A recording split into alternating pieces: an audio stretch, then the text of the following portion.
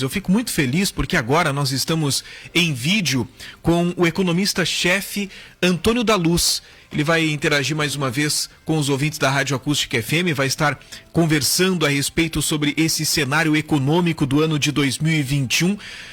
Antônio, a gente vê muito pessoal falar sobre retomada econômica. A gente já está vivendo a retomada econômica. Como é que está essa situação? Você que é um economista aí que tem uma ampla experiência, vamos conversar um pouco sobre esse tema. Bom dia.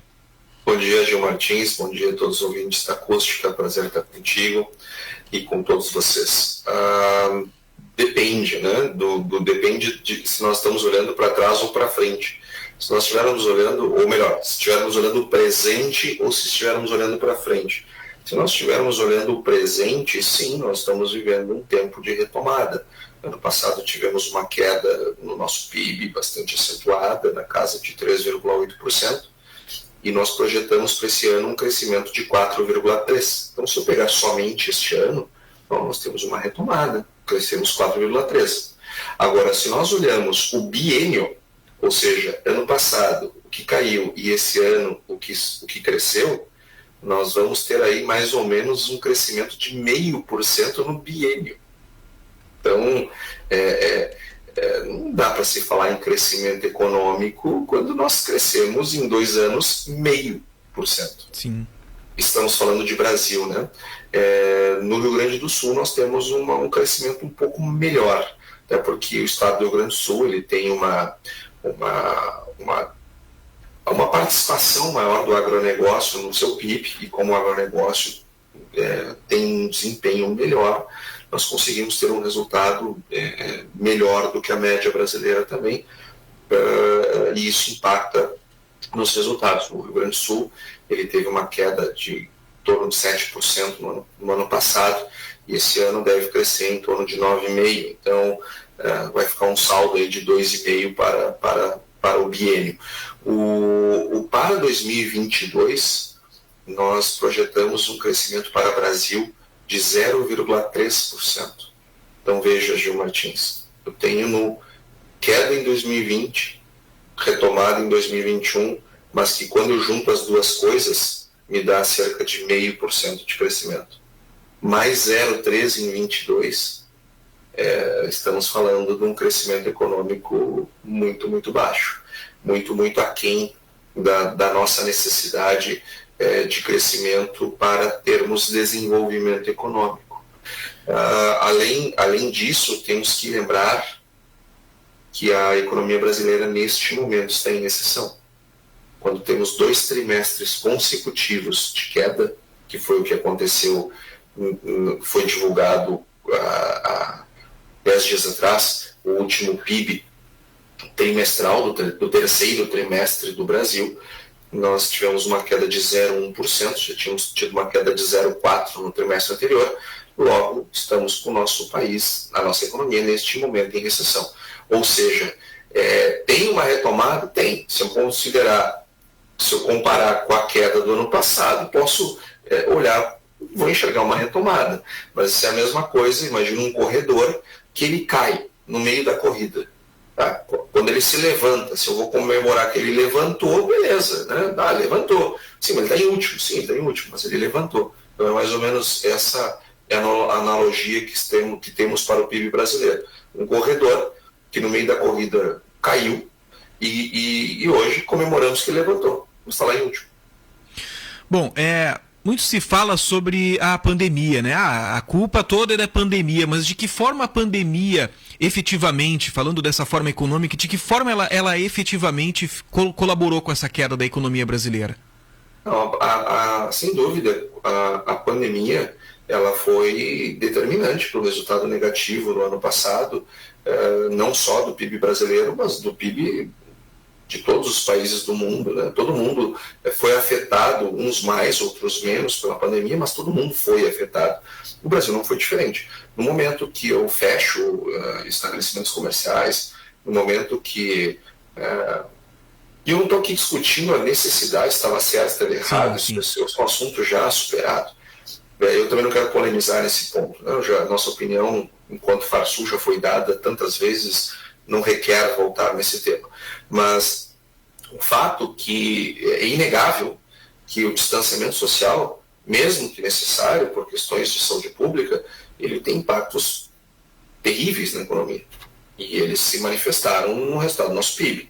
Só que também circunscrever o resultado do PIB à pandemia é nós não querermos enxergar a realidade. Então, tudo bem. Se eu olhar o PIB, e isso é muito importante, o que eu vou falar para ti e para os teus ouvintes, Gil Martins. O PIB do Brasil, ele não está mal em relação ao mundo na pandemia. Ele vem mal em relação ao mundo há muito tempo. Para nós termos uma ideia, o Brasil, ele desde 2015, ele virou um país de renda per capita abaixo da média mundial. E o PIB per capita do mundo, que é a renda média, né, digamos que eu queria saber a renda média de alguém no mundo. A renda média de alguém no mundo, em média, é maior do que a renda média de um brasileiro. Isso não era assim. O Brasil tinha uma renda acima do mundo, agora está abaixo, desde 2015. E essa não é a pior notícia.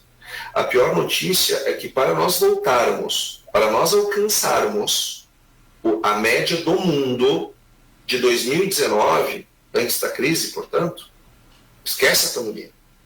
Para nós atingirmos a renda per capita do mundo, que o mundo tinha em 2019, as taxas de crescimento que o Brasil tem tido nos últimos 30 anos, nós vamos levar 9 anos para alcançar o ponto que o mundo estava em 2019. Só que o mundo vai estar bem mais à frente daqui 9 anos, quando alcançarmos. O Brasil está empobrecendo ano a ano. A renda das pessoas está ficando cada vez mais baixa. A renda média de um brasileiro hoje é igual a que ele tinha em 2009. Não é 2019, é 2009. O brasileiro está ficando pobre. E não é neste último ano que isso aconteceu. Isto vem acontecendo há décadas, mas pouquinho, de 2015 para cá, isso se acelerou dramaticamente. O Brasil precisa mudar. É que nem o Grêmio. Eu estou falando como gremista, tá? Sim. O Grêmio caiu flagrantemente para a segunda divisão. O Brasil já está na segunda. Nós já estamos na segunda, desde 2015. E por que isso acontece? Por que a gente teve esse empobrecimento, né? essa dificuldade econômica que começou muito antes da pandemia? Por quê? O que você liga? Quais são os motivos disso? Nós somos um país que não damos bola para crescimento econômico. Isso não é preocupação do Brasil. Não é. É conversa fiada. A sociedade não se preocupa com isso. E se a sociedade não se preocupa com isso, os governos também não vão se preocupar. Também não vão se preocupar. Vou te dar um exemplo que faz sentido para ti. Aliás, para ti e para todos os teus ouvintes. Sim. Alguém tem dúvida que a duplicação da 116 melhora a economia da região? Obviamente não, né? Tem dúvida, né? Porque se eu tenho uma via sobre a qual, numa pista simples, passam X equipamentos por dia, passa X economia por dia, no momento que eu duplico ela, eu consigo passar X mais Y, correto? Isso. Eu consigo transacionar mais, eu consigo fazer mais comércio, eu consigo fazer mais negócio, a economia cresce, correto? Sim. Faz quantos anos, Gil Martins, que vocês da Rádio Acústica cobrem a duplicação da 116? E cada vez essa obra ela fica mais distante devido ao aumento do custo, né? Porque nós tínhamos uma previsão de valor a ser investido quando teve início as obras. Só que esse atraso fez com que aumentasse o valor dos insumos e todos os outros componentes, né, que envolvem a própria mão de obra também aumentou o valor. Então a gente vê cada vez mais distante. Nós tínhamos uma previsão de entrega da obra da BR-116 para o final do ano que vem. Agora o próprio ministro falou que acha que isso não será possível devido ao outro remanejamento. Isso que a obra de duplicação aqui da BR-116 está entre as prioridades do governo federal. Tens toda a razão. O custo da obra também é importante. Mas o custo de não ter a obra é maior. É muito maior do que o custo da obra. E o custo de construir, nós acompanhamos bem, né? O orçamento era 1 bi, passou para 1,5 bi, passou para 2 bi, isso é transparente.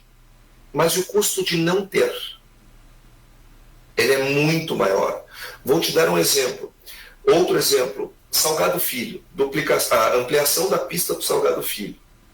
Gil, tu é um jornalista jovem, tu é um homem jovem, tu usava fraldas e já se discutia a ampliação da pista do Salgado Filho. Quando ampliar a pista do Salgado Filho, nós vamos poder, por exemplo, fazer coisas como pequenas empresas ali de Voti, ali do pé da Serra e da Serra Gaúcha, que produzem hortifrutigranjeiros de maneira espetacular. Eles vão poder entregar às 5 da manhã seus produtos no aeroporto e no fim do dia seus produtos estarem na Europa para serem consumidos. Tem noção da dimensão disso? Tem noção quanto o setor metal mecânico pode baixar custos de produção trazendo insumos através de aeronaves, peças através de aeronaves, e enviar peças e equipamentos através de aeronaves? Só 25% do que sai do estado do Rio Grande do Sul sai por via aérea. Nós podemos aumentar muito esse modal. E quanto custa não ter este modal? Você tem noção quantas empresas podem ganhar outra dimensão e quantas outras podem vir se instalar no Rio Grande do Sul por causa de uma droga, de uma ampliação de uma pista que já era para estar pronta há 200 anos? Mas quanto tempo nós procrastinamos? E aí nós temos muito medo que alguém roube. Vai corromper. Vamos fazer aqui. Tem Tribunal de Contas, tem Ministério Público, não sei o quê.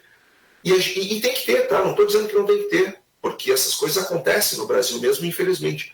Mas o custo de travar está ficando maior do que o custo de roubar, percebe? E nós não estamos dando bola para isso. Irrigação, Gil Martins. Há quantos anos nós estamos trancados por conta de uma medida do Ministério Público do Estado, uma ação judicial impetrada pelo Ministério Público, que simplesmente nos impede de fazer irrigação no Estado. Vamos ter outra perda neste ano, como tivemos em 2021 com o milho. Vamos perder de novo, porque não fazemos irrigação, porque não conseguimos. O que é PIB? O que é crescimento econômico? De onde é que ele vem? Ele vem do processo produtivo e ele vem da movimentação, da circulação do comércio e dos serviços. Por exemplo, eu na minha empresa, toda vez que eu emito uma nota fiscal por um serviço que eu prestei, eu criei uma riqueza que não existia. Todas as vezes que a Acústica FM emite uma nota para um patrocinador, para prestar um serviço para o seu patrocinador, ela criou uma riqueza que não existia. Toda vez que alguém vende uma roupa ou serve uma refeição para alguém e emitiu aquela nota, e recebeu por isso, ela criou uma riqueza que não existia. Quando eu tenho um ambiente de negócios aonde gerar riqueza é rápido e fácil, eu tenho economia que cresce.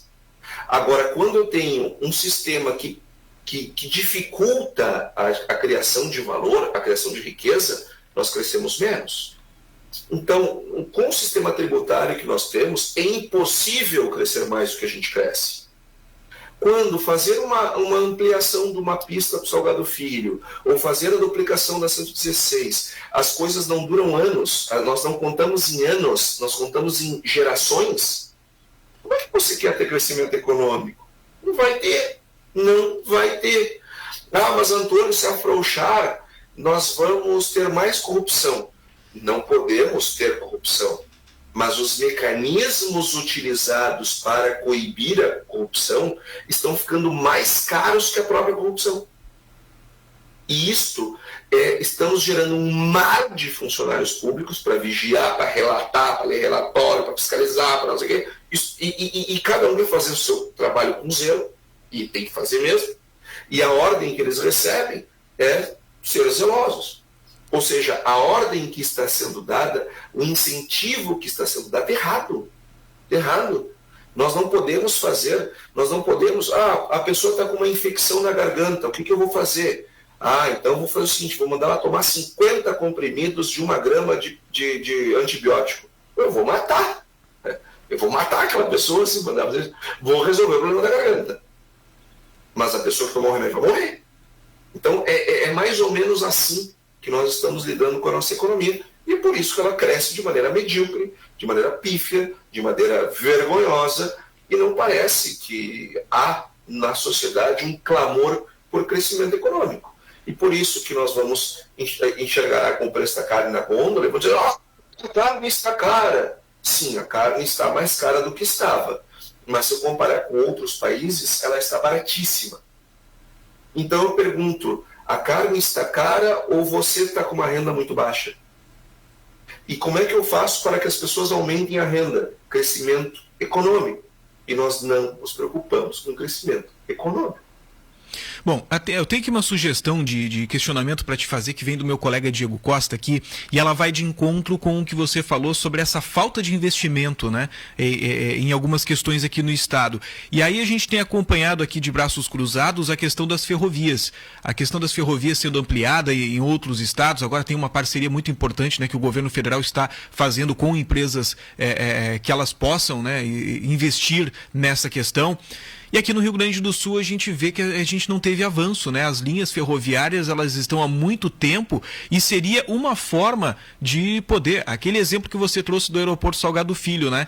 Daquele produtor, daquela hortaliça, ele poder levar lá para o aeroporto e dessa forma conseguir destinar mais rápido para um país, por exemplo, da Europa. Se nós tivéssemos uma ferrovia aqui, não iria auxiliar em poder levar essa produção, em poder dar um destino para a produção aqui da nossa região? Né? Como é que você analisa essa falta de investimentos em ferrovias aqui no estado do Rio Grande do Sul? Bom, primeiro eu quero agradecer muito a pergunta do Diogo, que foi muito boa.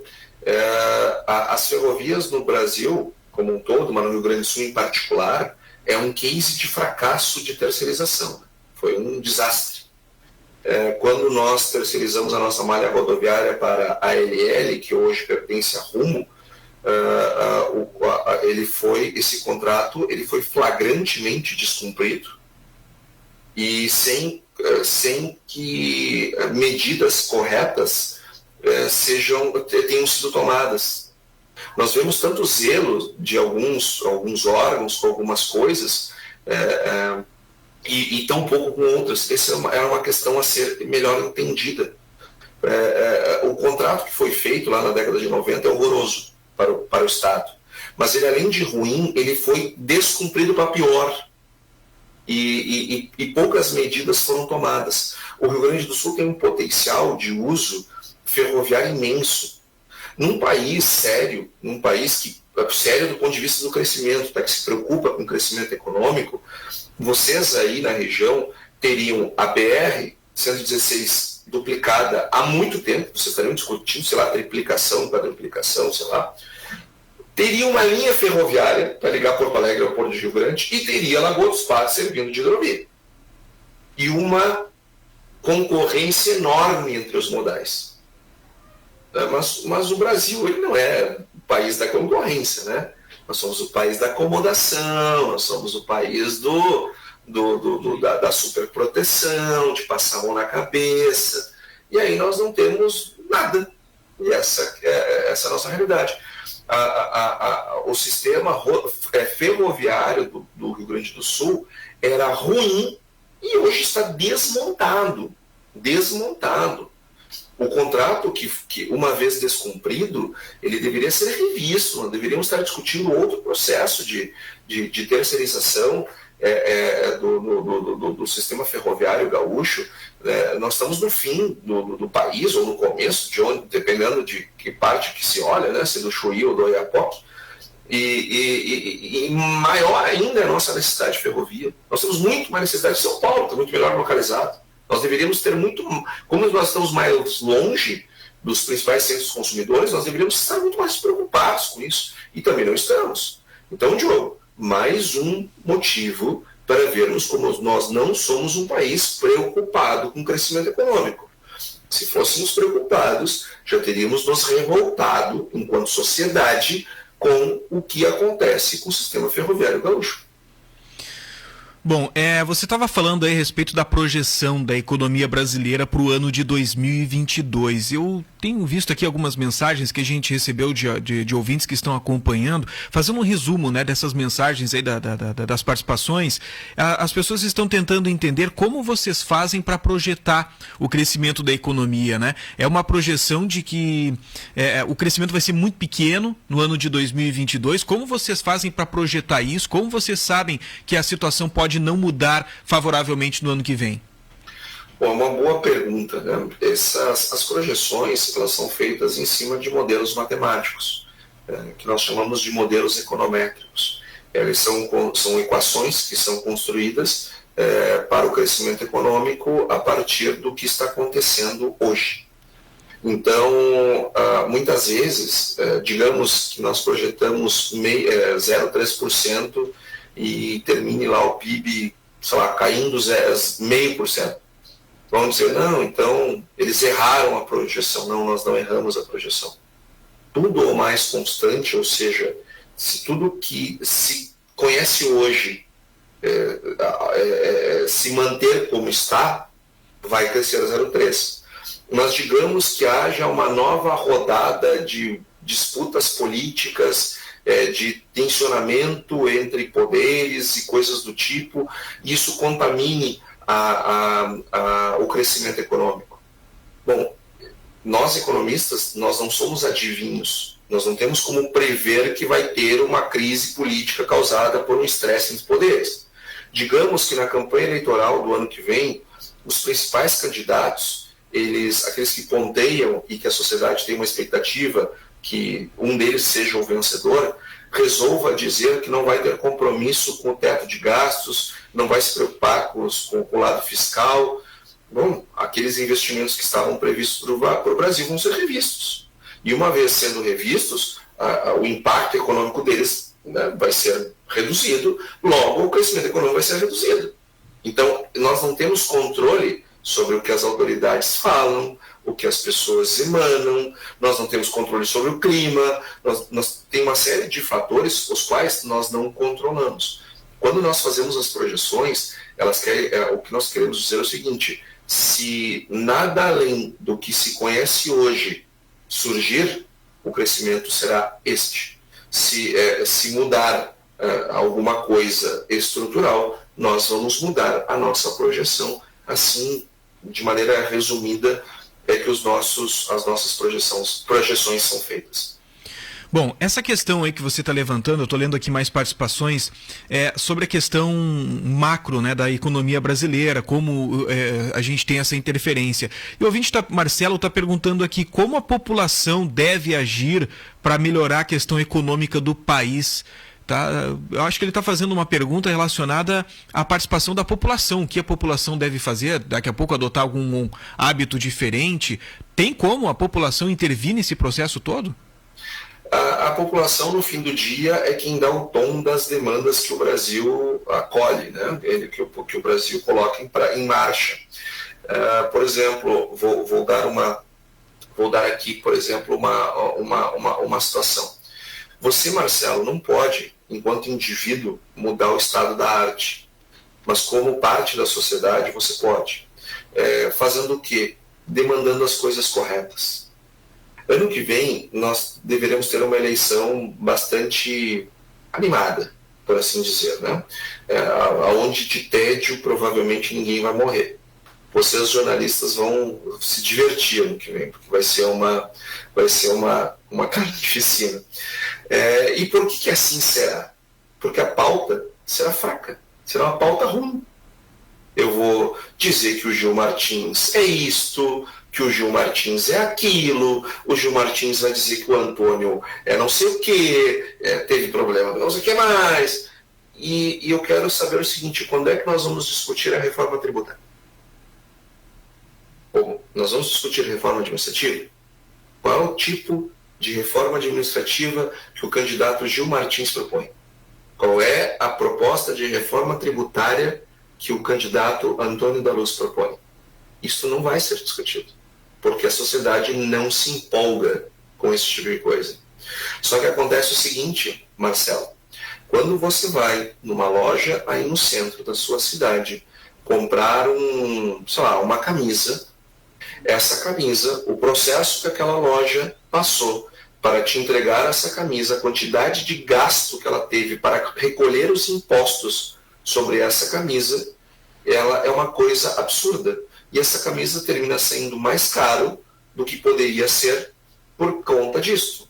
E tu está pagando mais caro e ela está recebendo menos, e a empresa está recebendo menos do que poderia, porque o dinheiro está ficando no meio. E não é no imposto, é na burocracia do imposto. E isso destrói o crescimento econômico. Então nós temos que ter uma agenda pró-economia, nós temos que ter uma agenda pró-crescimento econômico.